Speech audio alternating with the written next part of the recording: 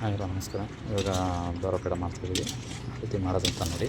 ಇವಾಗ ಆಲ್ರೆಡಿ ಸಕ್ಕರೆ ಹಾಲು ಕೋವಾ ಸಕ್ಕರೆ ಹಾಲು ಎಲ್ಲ ಮಿಕ್ಸಾಗಿ ಈ ಥರ ಕಟ್ ಮಾಡಿದ್ದೀವಿ. ಈ ಥರ ಗಟ್ಟಾಗಿದೆ.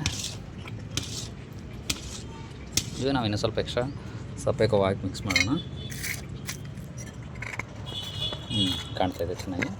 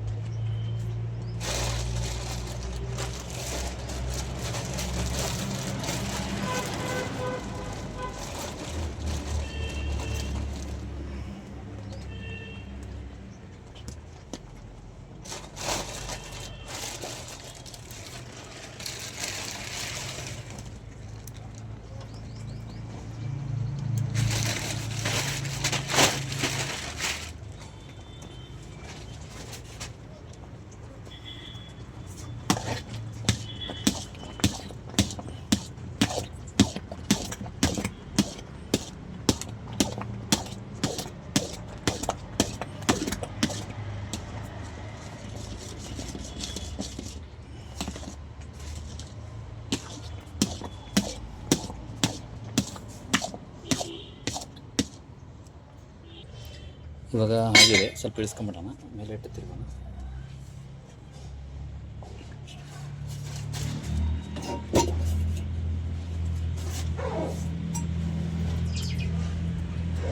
ಈ ಥರ ಆಗಿದೆ.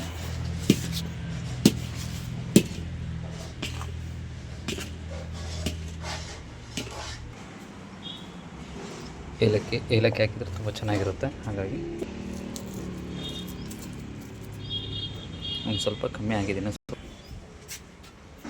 ಘಮ ಘಮ ಅಂತಿರುತ್ತೆ. ಹಾಗಾಗಿ ಏಲಕ್ಕಿದ್ರೆ ಚೆನ್ನಾಗಿ ಮಿಕ್ಸ್ ಆಗಿದೆ ಬೇಸು. ಇದೇ ಥರ ಚೆನ್ನಾಗಿ ಮಿಕ್ಸ್ ಮಾಡ್ತಾ ಇರ್ಬೇಕು ನಾವು. ಇಲ್ಲಾಂದರೆ ಏನಾಗುತ್ತೆ ಅಂದರೆ ಆ ಪೇಡ ರವ ಆಗಿಬಿಡುತ್ತೆ. ರವ ಆಗಿಬಿಡ್ತಂದ್ರೆ ನಾವು ತಿಕ್ತಾನೆ ಇರಬೇಕು ಪೇಡನ. ಅಂದರೆ ಈ ಥರ ತಿಕ್ತಾನೆ ಇದ್ದರೆ ನೈಸ್ ಆಗ್ತಾ ಇರುತ್ತೆ. ನೈಸ್ ಆಗ್ತಾ ಈ ಥರ ತಿಕ್ತಾ ಇರಬೇಕು. ಈ ಥರ ತಿಕ್ತಾ ಇದ್ರೆ ನೈಸ್ ಆಗ್ತಾ ಇರುತ್ತೆ ಪೇಡ. ಆವಾಗ ಶೈನಿಂಗ್ ಚೆನ್ನಾಗಿ ಬರುತ್ತೆ, ತಿನ್ನೋಕ್ಕೂ ಮೆತ್ತಗಿರುತ್ತೆ, ಸಕ್ಕರೆ ಆಗಿರಲ್ಲ. ಹಾಗಾಗಿ ತಿಕ್ತಾನೆ ಇರೋಣ. ತಿಕ್ಕೋಣ ಒಂದು 10 ನಿಮಿಷ 20 ನಿಮಿಷ ತಿಕ್ಕೋಣ. ಹಾಗೆ ಲಡ್ಡೆಲ್ಲ ಆಗಿದೆ, ದಾರ ಪೇಡ ಕೂಡ ಆಗಿದೆ. ಇದೇ ಪೇಡ ಮಾಡ್ತಾ ಇರೋದಿದೆ ಸದ್ಯ ನೋಡಿ. ಇದೇ ಥರ ಮಾಡೋದು. ಇದು ಸಕ್ಕರೆ ಪುಡಿ ದಾರ ಪೇಡ ಮಾಡ್ಕೊಳಕ್ಕೆ. ಹಾಗಾಗಿ ದಾರ ಪೇಡಗೆ ಆಗುತ್ತೆ. ಈ ಥರ ಬರಬೇಕು ಸಕ್ಕರೆ ಪುಡಿ.